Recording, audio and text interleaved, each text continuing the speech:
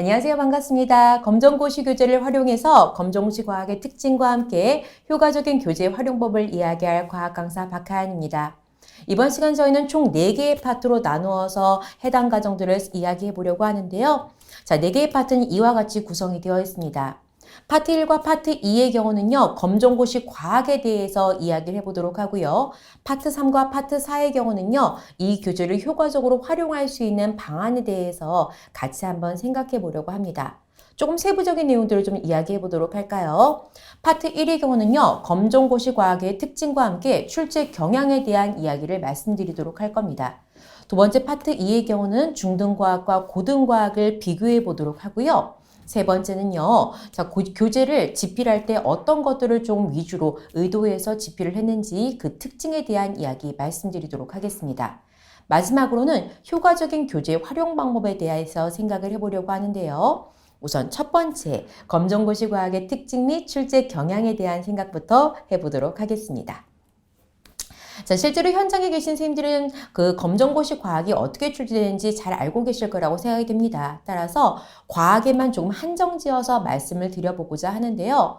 아무래도 과학의 난이도는 그렇게 높지 않습니다. 따라서 기본 개념의 중심이 되는 난이도로 문제는 출제가 되고 있습니다. 각 교과의 중심이 되는 용어를 중심으로 해서 간단한 개념을 확장하는 정도의 난이도로 문제가 출제가 되고 있습니다. 하지만 과학이란 과목 자체가 굉장히 범위가 넓고 학습해야 될 내용들도 상당히 많습니다. 따라서 간단히 출제가 되긴 하지만 범위가 넓기 때문에 학습자분들은 학습에 대한 부담은 분명히 존재한다는 것, 그것이 검정고시 과학의 특징이 되겠습니다. 두 번째 특징도 좀 살펴보도록 할까요? 분명히 자주 출제되는 문제 유형 및 개념은 있습니다. 하지만 전적인 큰 틀을 보았을 때는 한쪽에 치우쳐서 출제되는 것은 아닙니다. 따라서 한 챕터에 치우치지 않고 파트별 혹은 이제 물화생지 파트로 나누었을 때 출제 빈도는 비교적 고른 편이 되겠습니다. 따라서 내가 어떤 부분, 여긴 출제가 잘 된대 라고 해서 그 파트만 따로 공부하는 것이 아니라 한 단어에 치우치지 않고 고르게 학습하는 것이 필요한 것이 바로요, 검정고시 과학의 특징이 됩니다. 세 번째예요. 앞서 잠깐 검정고시 과학 어렵지 않게 출제가 됩니다 라고 말씀을 드리긴 했지만 실제로 이제는 좀 회차가 지나가면서 난이도가 높게 출제되는 회차들이 나타나고 있습니다.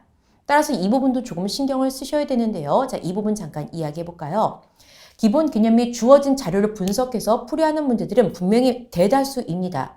하지만 선지 속에서 혹은 보기, 기억, 니은, 디귿 중에서 한두 문장 속에서 지엽적인 개념들을 파악하는지 묻는 문제들이 덜어 보이기 시작하는 것이 최근 회차의 특징들이 되겠습니다.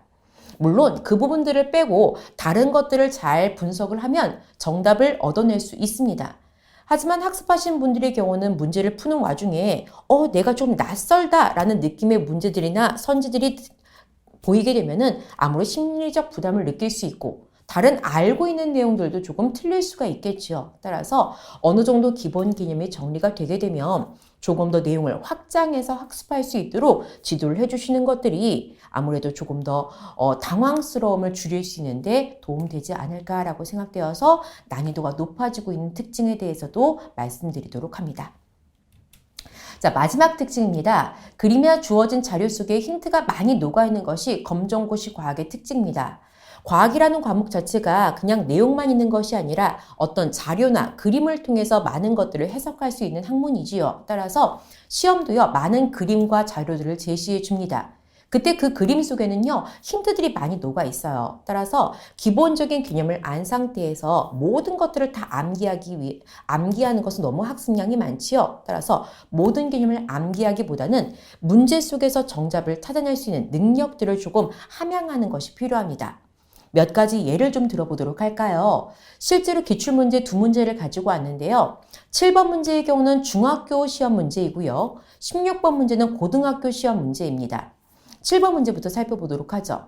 7번 문제의 경우는요. 플라스크를 2개를 줍니다. 그리고 하나의 플라스크에서 다음 플라스크로 변화되는 과정들에 대한 것을 말로 문제 속에 설명해 주고요. 화살표에다가 표현으로 하나 더 줍니다. 가열이라는 표현을 주었지요. 즉, 가열하는 과정 속에서 첫 번째 플라스크에서 두 번째로 변화가 일어났습니다에 대한 이야기를 주는 거예요. 그리고 나서 문제는 묻습니다. 이 같은 변화 왜 일어났습니까? 변화의 원인이 무엇입니까? 라고 묻는 거죠. 그렇다면 문제 속에서 그리고 문제의 글이 잘 읽히지 않는 학습자를 위해서 그림에 한 번 더 가열이라고 주었기 때문에 가열이라면 온도에 관련된 것이지 온도를 체크해야 되겠다 이렇게 찾아낼 수 있는 거죠. 이렇게 문제 속에 대다수 정답에 아주 근접할 수 있는 힌트들이 주어지는 것이 검정고시 과학입니다. 또 고등학교 과학정도 마찬가지거든요. 한번 살펴볼까요? 16번 문제입니다. 그림은 지각을 구성하는 규선형 광물의 기본 구조입니다. 라고 하고요. 기본 구조의 화학식을 주었습니다. SiO4라고 나와 있지요. 그리고 나서 이렇게 SiO4의 형태의 그림들을 주고 기억에 들어갈 것이 무엇입니까? 라고 되어 있습니다. SiO4의 형태를 잠깐 볼까요? SiO4라는 것은 Si, 규소 하나에 O, 산소가 4개 붙어 있다는 뜻입니다. 그것에 대한 것을 이해하고 있다면 그림 속에 산소가 4개가 주변에 붙어 있고 나머지 한 자리에 기억이라고 쓰여져 있거든요. 그럼 기억 자리에 Si, 즉 규소가 들어간다는 것을 판단할 수 있겠지요. 규소가 무엇인지 몰라도 문제 속에 SI라고 쓰여져 있기 때문에 선지 속에서 SI를 충분히 찾아낼 수 있습니다.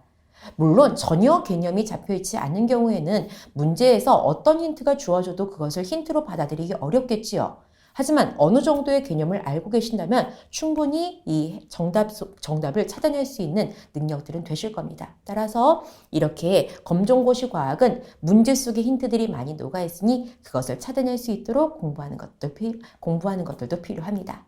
자, 여기까지가 바로 검정고시 과학의 특징 및 출제 경향에 대한 이야기였거든요. 자, 그렇다면 이제 중등과학과 고등과학에 대한 비교를 좀 해보도록 하겠습니다. 중등과학과 고등과학의 출제 범위 및 특징부터 좀 살펴보도록 할 건데요. 중학교 과학, 고등학교 과학 모두 다 물리, 화학, 생명과학, 지구과학 4개의 영역으로 되어 있습니다. 그때 물, 화, 생, 지 4개의 파트 구분이 명확한 것은 중등과학이고요. 고등과학의 경우는 그 구분들이 조금 중등과학에 비해선 명확하지 않습니다. 우선 중등과학부터 좀 살펴보도록 할까요? 중등과학의 시험 범위, 출제 범위는 중학교 1학년부터 중학교 3학년까지 3년 동안 배우는 과정들을 출제 범위로 담고 있습니다. 중학교 1학년 때 물, 화, 생지 모두 배우고요. 2학년 때, 3학년 때 각 학년별로 물리, 화학, 생명과학, 지구과학을 복합적으로 배우게 되는데요. 실제 시험은요. 물리 파트 먼저 나오고요. 화학 나오고요. 생명과학, 지구과학 이렇게 순차적으로 문제가 배치가 되어서 총 25문제들이 출제가 됩니다. 실제로 중등과학은 단원별 그리고 학년별 단원 연계성은 짙지 않습니다. 따라서 그 해당 단원에서 어떤 것들을 중요하게 다루고 있는지 그것에 집중해서 학습하면 되는 것이 중학교 과학입니다. 상대적으로 고등학교 과학은요. 좀 단원별 연계성이 짙습니다. 이야기해 볼까요? 고등학교 1학년, 2학년, 3학년 때 배우는 것들을 모두 다 시험 범위로 담고 있지 않고요. 고등학교 과학의 경우는요. 고등학교 1학년 때 배우는 통합과학을 시험 범위로 하고 있습니다. 통합과학의 경우는요. 물, 화, 생지의 단원별 이렇게 구분이 되어 있지는 않지만 아무래도 담고 있는 내용이 물리 쪽에 가깝다, 화학 쪽에 가깝다 이런 것들의 특징은 있거든요. 그런 것들을 위주로 해서 실제 시험은 물리에 대한 얘기 먼저 나오고요. 화학, 생명과학, 지구과학 이렇게 해서 총 25문제가 출제가 되고 있습니다. 그때 통합과학은 중등과학과 달리 좀 전체적인 하나의 흐름으로 연계가 되는 학문이거든요. 따라서 각 파트를 공부할 때 이 개념들이 왜 제시가 되고 있는지, 나는 지금 이 파트를 왜 공부하고 있는지 충분히 인지를 하면서 공부할 수 있는 것이 고등학교 과학입니다. 실제로 통합과학의 구성의 좀 특징들을 흐름으로 생각을 해보도록 할까요? 통합과학에 대한 이야기의 첫 시작은 우주의 탄생으로 시작을 하게 됩니다. 즉 대폭발 우주론, 빅뱅 우주론이거든요. 그래서 우주의 탄생을 먼저 이야기하고요. 우주 탄생과 더불어서 여러 가지 물질들이 만들어지게 됩니다. 물질을 구성하는 원소들, 원자들이 만들어집니다. 그들에 대한 이야기를 다루는 것이 바로 별의 탄생 및 원소의 형성이에요. 그렇게 원소들, 여러 가지 물질들을 구성할 수 있는 성분들을 바탕으로 해서 태양계들이 만들어지죠. 그래서 태양계에 대한 공부를 하고요. 태양계 중에서 포함되어 있는 지구에 대한 이야기를 뽑아서 공부해서 뒤쪽으로 쭉 다루게 됩니다. 왜냐면 우린 지구에 살고 있으니까요. 그래서 지구 시스템을 구성하는 요소들에 대한 이야기를 하고요. 그런 지구 시스템 안에서 변화가 일어난다는 이야기를 합니다. 그리고 그 변화가 왜 일어날까? 그리고 그 변화를 막기 위해서 어떤 것들을 해야 될지에 대한 이야기를 순차적으로 하게 되죠. 그리고 그 대책 중에 에너지에 관련된 이야기를 하기 위해서 신재생 에너지까지 하면서 고등과학은 마무리가 되게 됩니다. 실제로 말씀드린 이 같은 흐름이 실제로 통합과학의 교과 구성이고요. 단원별 구성도 그렇게 되어 있습니다. 따라서 고등과학의 경우는 단원별 연계성이 짙은 학문이다라는 것을 인지하고 계시면 좋을 것 같습니다. 그렇다면 이 같은 중등과학과 고등과학의 각각의 특징들을 바탕으로 해서 실제로 교재가 어떻게 이제 집필되었는지 교재에 관련된 이야기로 넘어가 보도록 하겠습니다. 자, 교재별 단원 구성입니다. 중등 교재부터 말씀을 드려보도록 하죠. 중학교 1학년, 2학년, 3학년 각 학년별로 물리, 화학, 생명과학, 지구과학 4개의 영역들을 모두 다 배우게 됩니다. 하지만 실제 시험의 경우는요. 물리 파트 먼저 나오고요. 화학 나오고요. 생명과학 나오고 지구과학 나오기 때문에 실제로 교재 집필도 물, 화, 생, 지 4가지 파트를 좀 나누어서 구성을 하였습니다. 따라서 중학교 1, 2, 3학년 동안 배우는 물리를 먼저 묶어서 놓고요. 2학년 때 배운 화학도 같은 방식, 생명과학, 지구과학 이렇게 묶어서 구성을 했습니다. 예를 들어 볼까요? 물리의 경우 파트 1부터 파트 6까지가 바로 물리인데요. 파트 1과 2는요. 중학교 1학년 때 배우는 물리 영역, 그리고 파트 3과 파트 4는 중학교 2학년 때 배우는 내용들, 그리고 파트 5와 6의 경우는요. 중학교 3학년 때 배우는 내용입니다. 이와 같은 방식으로 나머지 화학, 생명과학, 지구과학을 구분하였고요. 좀 파트가 많다고 해서 좀 중요도가 높고 파트 개수가 적다고 해서 중요도가 낮고 그런 것은 아닙니다. 전반적으로 시험 자체는 고르게 출제가 되고 있기 때문에 그냥 영역별로 나누어 놓은 것이지 어떤 부분이 더 중요하다, 비중을 갖고 말씀드리는 것은 아니라는 것들 참고해 주시면 좋겠습니다. 고등교재입니다. 고등교재의 경우는요. 단원별 흐름들이 있다라고 말씀을 드렸죠. 따라서 개념의 흐름에 따라서 교재가 집필되었고요. 실제로 그 흐름들은 통합과 교과 목차와 크게 다르지 않습니다. 따라서 실제 통합과 교과 목차와 동일하게 파트 1부터 파트 9까지 단원이 구성이 되어 있습니다.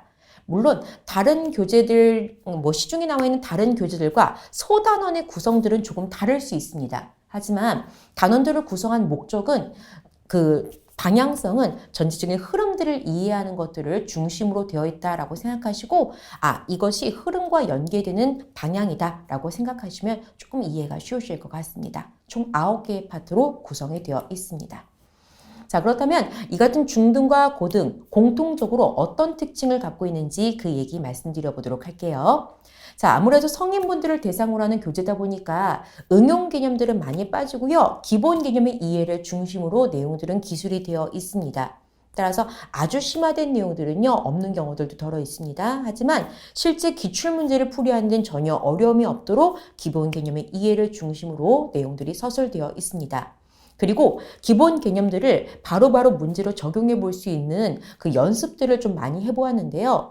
개념이 바로 적용될 수 있도록 개념 확인 문제라는 것을 구성했고요. 더불어서 그 개념 확인 문제에 이어 기출문제를 바로바로 풀어볼 수 있도록 배치를 하였습니다. 고등교재의 경우는 단원별로, 파트별로 모의고사 형식으로 문제가 되어 있고요. 그다음에 중등의 경우는 아주 마지막에 실전 모의고사가 있지만 일단 기출문제들을 중심으로 연습을 하시는 것이 더욱더 중요합니다. 문제풀이의 경우는요. 해설을 최대한 풀어서 자세하게 기술을 하였습니다. 저는 문제풀이가 굉장히 중요하다고 생각을 하거든요. 따라서 문제들을 최대한 좀 잘 꼼꼼하게 풀 수 있도록 지도해 주십사 뒤쪽에서도 말씀을 드릴 예정인데요. 그냥 정답만 찾는 것이 아니라 제시된 선지 속의 용어의 확장이 필요하다면 그 용어에 대해서 조금 더 많은 내용들을 기술해 놓았습니다. 따라서 이 부분 참고해 주시면 좋겠습니다. 마지막입니다. 교재 뒷부분에 보시면요. 용어에 대한 부분들, 용어 사전의 형태로 따로 또 하나의 구성이 되어 있는데요. 아무래도 과학은 용어가 대단히 중요하죠. 그리고 막히는 용어들도 있을 수 있습니다. 따라서 내가 모르는 용어들 혹시라도 이거 배웠는데 이게 뭐였지? 라고 생각되는 것들은 뒷부분에서 찾을 수 있도록 안내해 주시고요. 선생님들도 참고해 주시면 좋겠습니다. 자, 여기까지가 바로 교재 집필 방향과 특징에 대한 이야기였습니다. 그렇다면 이 같은 것들을 어떻게 하면 효과적으로 활용할 수 있을지 그 효과적인 활용 방안에 대해서 같이 한번 생각해 보도록 하겠습니다. 첫 번째는요, 학습 목표의 활용에 대한 이야기입니다. 자, 각 파트별로요, 이제 대단원의 제목들이 나와 있고 작게 학습 목표들을 좀 설정해 두었는데요.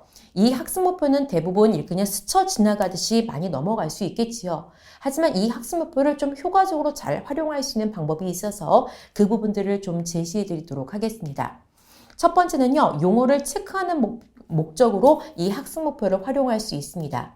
예를 들어서 여러 가지 힘 단원을 공부하게 될 때 중력, 탄성력, 마찰력, 부력 등의 특징을 살펴볼 수 있다라는 학습 목표를 읽어보면서 중력이라는 단어, 그리고 마찰력이라는 단어, 이 같은 단어들이 중심이 되는구나. 중력이라는 단어, 마찰력, 이런 단어만큼은 내가 꼭 그런 단어가 나오면 집중해서 봐야지. 이렇게 용어들을 한번 체크하는 용도로 활용할 수 있다는 게 첫 번째 목적이고요. 두 번째는 해당 과정이 마무리된 후에 다시 되돌아와서 학습 목표를 살펴보면서 내가 어떤 것들을 공부했는지 다시 떠올려보는 용도로 사용할 수 있으실 것 같습니다.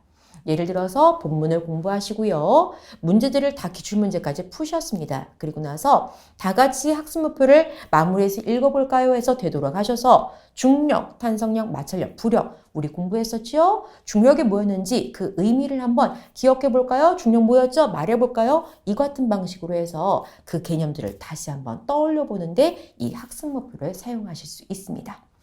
이렇게 학습 목표를 사용하시면 조금 더 성취 효과를 높일 수 있을 것 같아요. 자, 두 번째입니다. 그림에 관련 설명 필요라고 쓰여져 있는데요. 사실 이 부분은 제가 이제는 교재를 집필하면서 선생님들께 조금 부탁을 드리는 부분이라고 말씀드릴 수 있을 것 같습니다. 아무래도 중요 개념에 따른 간단한 현상의 경우는 줄글, 긴 설명보다는 그림으로 대체를 하였습니다. 그때 이 그림이 바로바로 와닿는 학습자분들도 계시지만 분명히 이 그림이 어떻게 되는 것인지 이해가 좀 어려운 분들도 계실 것 같아요. 따라서 선생님들께서 앞에서 배웠던 그 내용들을 통해서 왜 이런 현상이 나타나는지 이유를 짚어주실 필요가 있다고 생각이 됩니다. 이것들을 제가 이렇게 쭉 서술을 했을 때 그게 서술을 된 글들을 좀 잘 읽기가 어려우실 것 같아서 그냥 가볍게 그림만 넣었거든요. 하지만 이 그림을 넣었을 때 요것에 대한 이해를 하기 위해서는 선생님들의 설명들이 좀 필요합니다. 이런 설명들이 필요하다고 따로 말씀을 드리는 이유는 이렇게 설명을 해주시는 과정이 선행이 되어야지 나중에 학습자분들이 따로 공부를 하실 때 그 그림이 의미 있게 다가오게 됩니다. 물론 이런 그림들은 출제 빈도가 높지는 않습니다만 그래도 혼자를 공부하실 때 의미 있는 학습 자료가 되기 위해서는 미리 한번 꼼꼼한 설명을 해주시는 것이 좋다는 거, 그래서 좀 설명을 해주십사 말씀을 드리도록 하겠습니다. 자, 이제 개념 확인 문제에 대한 이야기입니다. 자, 앞서서 본문 이후에 개념 확인 문제 그리고 기출 문제가 있다고 말씀을 드렸었죠. 개념 확인 문제는 화면에 보시는 형태로 제시가 되어 있습니다. 세 문제에서 네 문제 정도 문제가 나와 있는데요. 이런 개념 확인 문제를 통해서 개념한 것들, 배웠던 내용들, 그리고 용어들을 한 번 더 체크할 수 있는 방식으로 이제는 연습하실 수 있습니다. 이런 개념 확인 문제는 나중에 풀어보는 것이 아니라 바로바로 공부하고 풀어보는 것이 훨씬 더 효과적입니다. 그때 이런 개념 확인 문제를 이 문제 속에 배치했던 이유는 두 가지인데요. 첫 번째는요, 배웠던 개념을 떠올려 보는 것이 1차적인 목적입니다. 두 번째 목적은요, 이런 개념 확인 문제에 바로 이어서 기출 문제가 연결되어 있거든요. 그때 그 기출 문제를 풀기 위한 기본기를 한 번 더 다지는 것이 목적입니다. 아무래도 공부를 했던 것들이 실제로 기출문제에 잘 적용이 되었을 때 아무래도 공부하신 분들도 자신감들이 생기실 수 있거든요. 그때 그것들에 대한 완충작용을 할 수 있는 것이 개념 확인 문제입니다. 따라서 배웠던 개념 떠올리기 첫 번째 목표고요. 두 번째 기본기를 한 번 더 다지고 기출문제로 넘어가는 것이 두 번째 목표입니다. 자, 기출문제입니다. 자, 기출문제 확인하기는 이렇게 교재에 넣어져 있고요. 번호가 매겨져 있는 것도 있고요. 문제수가 적은 경우는 번호가 없는 경우들도 있습니다.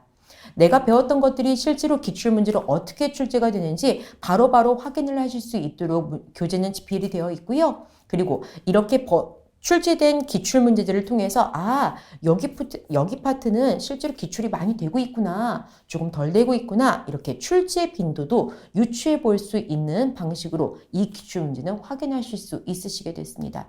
따라서 이것들도 꼼꼼하게 좀 공부를 해보시고요. 좀 문제들을 살짝 바꿔서 연습을 해보시는 것도 도움이 됩니다. 또한 여기 해설들도 비교적 좀 꼼꼼하게 설명을 하려고 노력을 했거든요. 따라서 해설들도 같이 한번 읽어보시는 것도 충분히 효과를 높이는 데 도움이 되실 거라고 생각됩니다. 자, 계산 및 자료 해석 연습에 관련된 이야기 말씀드려 보도록 하겠습니다. 과학은 아무래도 계산적인 것들을 빼놓을 수가 없습니다. 실제 시험에서는요, 한 2문제에서 3문제 정도, 2문제 정도는 계산 문제가 출제가 되고 있는 것 같은데요. 아무래도 계산이 필요한 단어는 개념을 분명히 이해했다고 해도 기출문제나 계산 문제가 바로 적용되지 않는 경우들이 많습니다. 따라서 기출문제를 풀이하기에 앞서서 계산을 연습해 볼 수 있도록 좀 교재를 구성을 하였습니다. 대략적인 파트는요, 중등의 경우는 전기 파트가 그러하고요. 고등의 경우는 운동량, 충격량, 혹은 전기 파트에서 변압기에 관련된 문제들이 계산으로 많이 출제가 되기 때문에 그 부분들에 대한 계산 문제들이 있습니다. 그때 이 같은 계산 문제들을 연습을 했다고 해도요, 이게 충분히 이해가 되지 않으면 기출문제가 풀리지 않을 수 있습니다. 따라서 좀 지도해 주실 때 이 학습하시는 분들이 이 연습이 충분히 되었는지를 확인하신 후에 기출문제로 넘어갈 수 있도록 지도해 주시면 좋을 것 같습니다.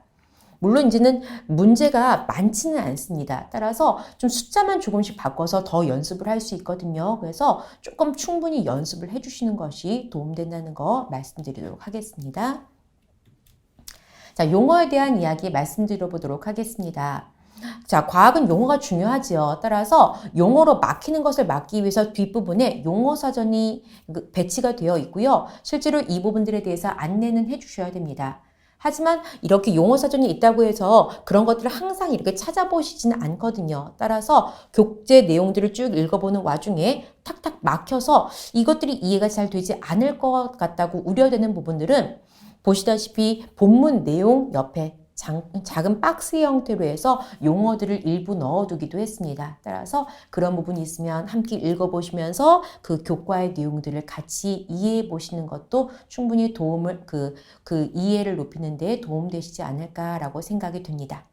자, 이제 문제 확장에 대한 이야기로 말씀드려 보도록 하겠습니다.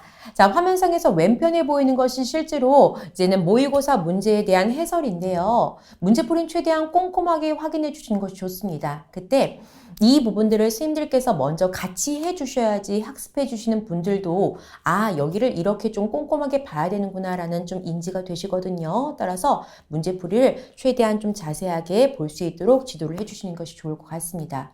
문제를 그냥 단순히 풀이하는 과정 속에서 정답만 찾는 것이 아니라 이전에 학습했던 개념들을 다시 떠올릴 수 있도록 해설이 실제로 정리가 되어 있거든요. 이 부분을 잘 적절하게 활용해 주시면 여러 문제를 풀이한 효과를 얻을 수가 있을 것 같습니다. 그리고 여러 문제를 풀이한 효과와 더불어서 이런 것들을 확인하는 과정 속에서 내가 어디가 부족한지를 판단하실 수도 있습니다. 따라서 내가 부족한 부분들이 어디였는지 살펴보세요 라고 이야기를 해주시면 더욱더 좋을 것 같다라고 생각이 됩니다. 자, 여기까지가 바로 선생님들께 전달해 드리고 싶은 제 내용들이었습니다. 경청해 주셔서 감사드립니다.